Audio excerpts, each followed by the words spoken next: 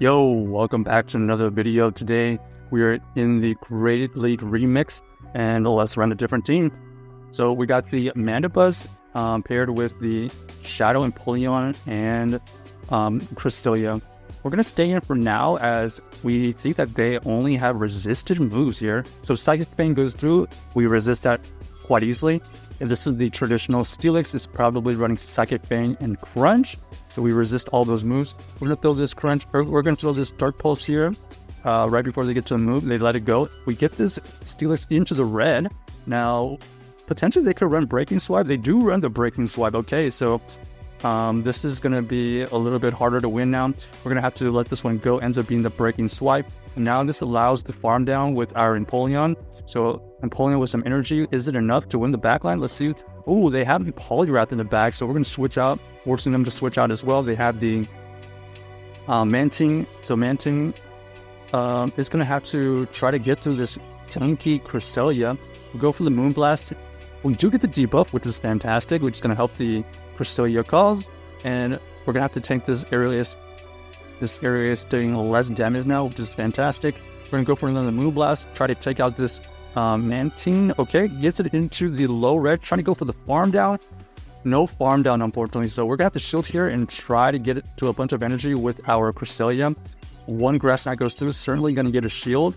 And now we're going to force them to use their last shield here. So we should be... Okay, actually we catch a move, ends up being the Icy Wind probably. So... We catch the Icy Wind on our Empoleon. We're going to go for this Dropack here. Dropack does get the last shield from our opponent. They're looking for the farm down, but luckily we do have a shield. And all we have to do is just shield right here, and we're going to be able to outpace them to our Moonblast. Going for the Moonblast here to do some big damage and potential debuff if we happen to not take it out. And there we go. GG's to our opponent. Able to win that game with the Cresselia right there. So the team consisting of the Mandibuzz, Cresselia, pretty good core, and then the Shadow Empoleon just to do a little bit more damage towards like fairy types and stuff like that. Okay, they switch out into the Cresselia. We do have the Mandibuzz for this, so we're going to go for this Dark Pulse as we chip and dip out of that situation. So we're going to throw the Dark Pulse, then switch out into our Cresselia. This ensures us that if we just match shields, if they end up throwing shields, that we are going to be able to maintain alignment. They throw the Moonblast, we throw the Moonblast, and we get the debuff, so this is definitely going to put us in a good situation. Okay, they throw a Moonblast, and we also get debuff, but you can see here the health of Disturbancy is quite large, so we're just going to go for this Grass Knot. We do not get the farm down. They switch out immediately into their Venusaur. We're going to try to get out of this situation because we want the Mandibuzz on this Venusaur.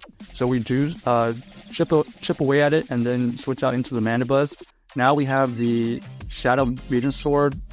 The Shadow Venusaur does let the Arrow Ace go through. And now we have this Feraligatr to deal with. We know that this Feraligatr is going to spam their Hydro Cannons here. So here we're going to throw the Arrow Ace big because they're probably going to shield, I think. Yep, there goes the shield. And now we have to decide, do we want to shield this or does our Mandibuzz survive it? We decide to shield it here because we want to get to another move.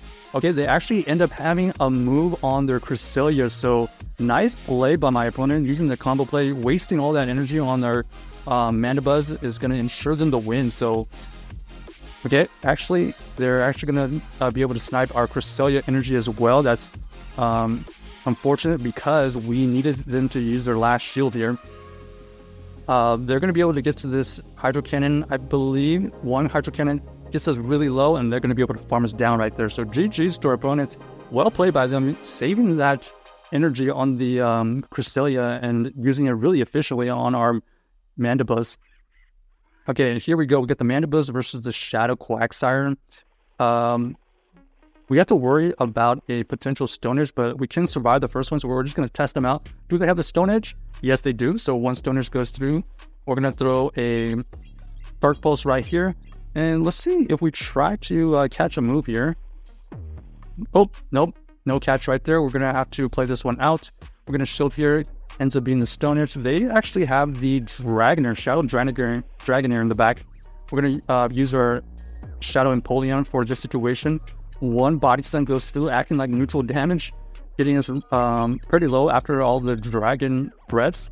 We're going to go for this drill peck to take out the Dragonair, and now they have the opportunity to farm down our Empoleon with their Quagsire. Trying to get to another move, unfortunately not enough. So we know that this Quagsire has Stone Edge, not quite ready, but we do have some energy on our Mandibuzz to throw. So we go for the Aero Ace here, and then our opponent is going to be able to get to another move.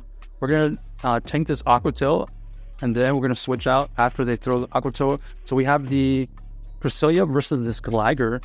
Gligar not Shadow, so maybe we have a chance here. We're gonna go for this Moonblast. I'm looking for the debuff. We need the debuff right here.